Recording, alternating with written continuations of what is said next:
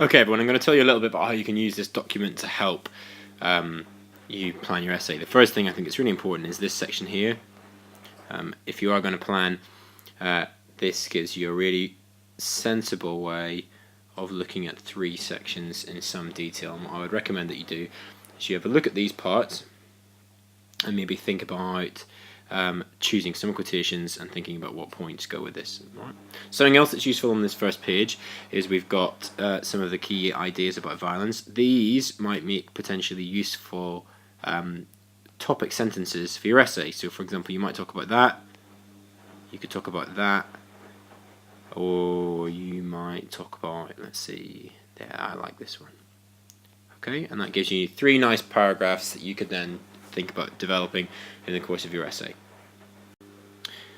In this section, Emily gives some good advice about planning your essay, and in particular she points out that you are going to have to do it in under an hour, but you can still try to do 3 to 5 well-planned paragraphs. Emily says that you should use P. Of course, you guys are going to aim to do TP, and I really want to see you thinking about paragraphs that are proportioned like this, where you have all this really brilliant explanation at the bottom. One of the things that really helps you to explain, if you look at my topic sentences, is giving alternative perspectives. So that kind of thing, on the other hand, where you're doing that.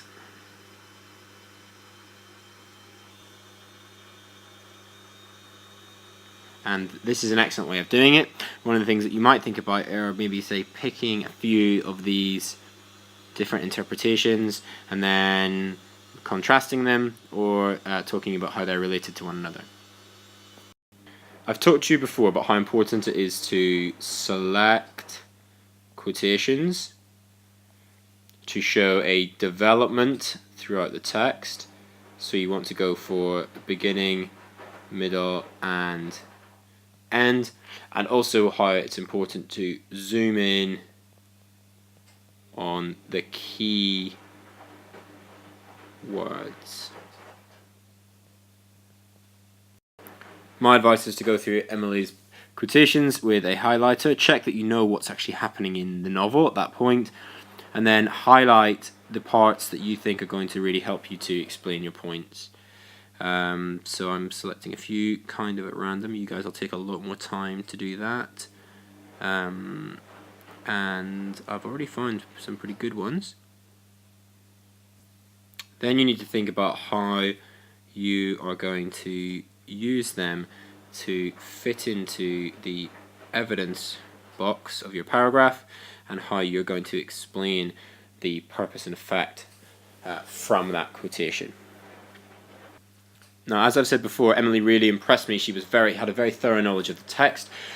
If you want to try to push yourself a little bit further in this passage and maybe answer some of the speculation questions that you might have about violence in the text, you might look at some of Emily's Taking Things Further section, and especially at these questions that she asks, because most of them are pretty good speculation questions that are going to allow you to really push your interpretation of the text. And then finally, I would recommend that you read Emily's advice to you and think about whether you have or have not fallen into the trap that she mentions. And in conclusion, good luck, and I'm looking forward to reading your essays.